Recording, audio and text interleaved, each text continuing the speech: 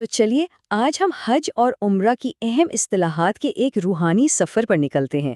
یہ صرف الفاظ نہیں ہیں بلکہ یہ اس گہرے تجربے کے سنگِ میل ہیں جو لاکھوں لوگ ہر سال محسوس کرتے ہیں۔ اس سفر میں ہم کہاں کہاں سے گزریں گے؟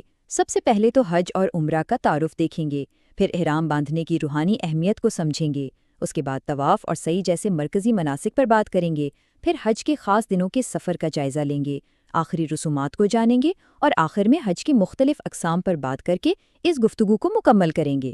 تو آئیے اپنے سفر کا آغاز سب سے بنیادی سوال سے کرتے ہیں، حج اور عمرہ میں آخر فرق کیا ہے؟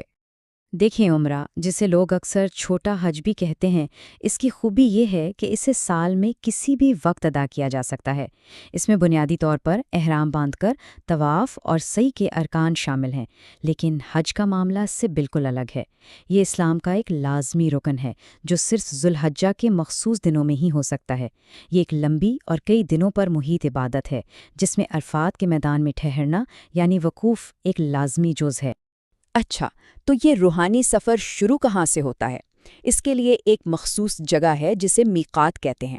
یہ وہ مقررہ حد ہے جہاں پہنچ کر حج یا عمرہ پر جانے والوں کے لیے احرام باندھنا واجب ہو جاتا ہے۔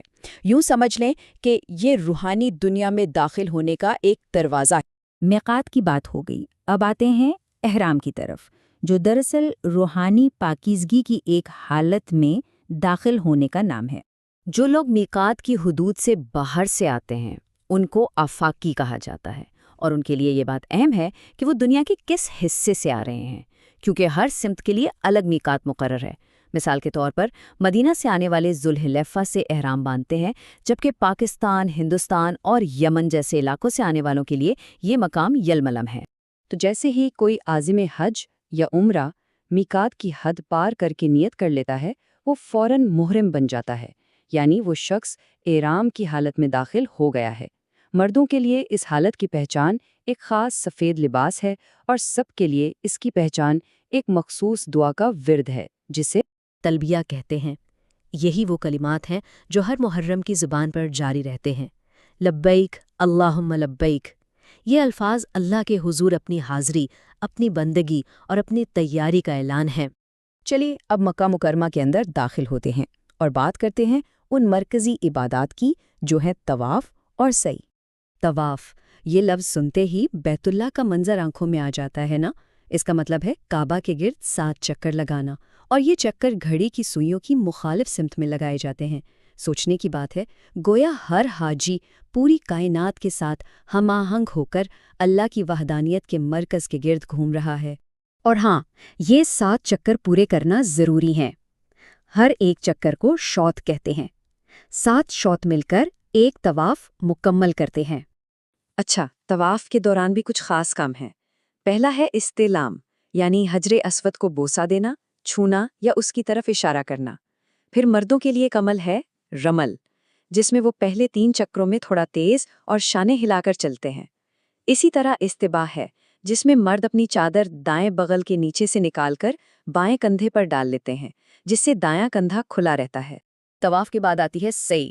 یہ صفا اور مروہ کی پہاڑیوں کے بیچ 7 چکر لگانے کا نام ہے، اور یہ اس واقعے کی یاد دلاتا ہے جب حضرت ہاجرہ اپنے بیٹے کے لیے پانی کی تلاش میں دوڑی تھیں۔ تو سعی کا آغاز ہوتا ہے صفا کی پہاڑی سے، وہاں سے مروہ تک جانا، یہ ہوا 1 چکر۔ پھر مروہ سے واپس صفا آنا، یہ ہو گیا دوسرا۔ اسی طرح چلتے چلتے 7واں چکر مروہ پر جا کر ختم ہوتا ہے۔ ٹھیک ہے، اب تک جو ہم نے دیکھا وہ عمرہ میں بھی ہوتا ہے۔ اب ہم صرف ان ارکان کی بات کریں گے جو خاص حج کے لیے ہیں، یعنی مقدس مقامات کے درمیان سفر۔ تو حج کے سب سے اہم دنوں کا سلسلہ کچھ اس طرح سے چلتا ہے۔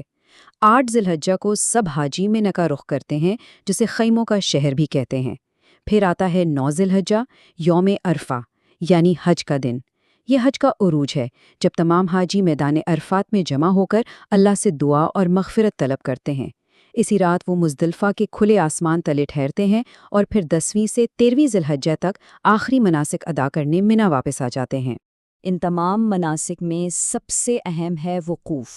اس کا مطلب ہے ٹھہرنا، خاص طور پر 9 ذی الحجہ کو میدان عرفات میں ٹھہرنا۔ یہ حج کا وہ رکن ہے، وہ ستون ہے جس کے بغیر حج ہو ہی نہیں سکتا۔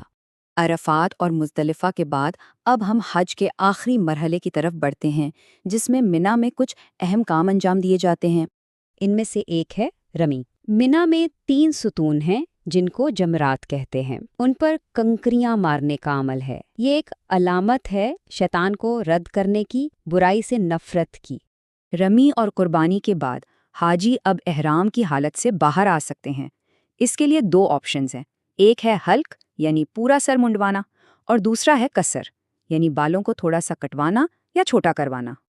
اچھا، تو اب ہم حج کے سارے ارکان اور مناسک کو سمجھ چکے ہیں، تو آئیے اب دیکھتے ہیں کہ ان سب کو ملا کر حج ادا کرنے کے 3 الگ الگ طریقے کون سے ہیں۔ حج ادا کرنے کے بنیادی طور پر 3 طریقے ہیں۔ پہلا ہے افراد، اس میں صرف حج کی نیت کی جاتی ہے۔ دوسرا ہے تمتع، اس میں پہلے عمرہ کیا جاتا ہے، پھر احرام اتار دیا جاتا ہے اور پھر حج کے دنوں میں دوبارہ حج کا احرام باندھا جاتا ہے۔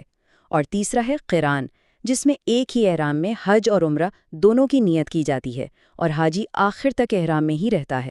تو دیکھا آپ نے، احرام سے شروع ہو کر طواف تک اور عرفات سے لے کر رمی تک، ہر لفظ، ہر اصطلاح ایک گہرے اور منظم روحانی سفر کی نشاندہی کرتی ہے۔ اتنا سب جاننے کے بعد اس پورے منظم روحانی سفر کا وہ کون سا پہلو ہے جو دل پر سب سے زیادہ اثر کرتا ہے؟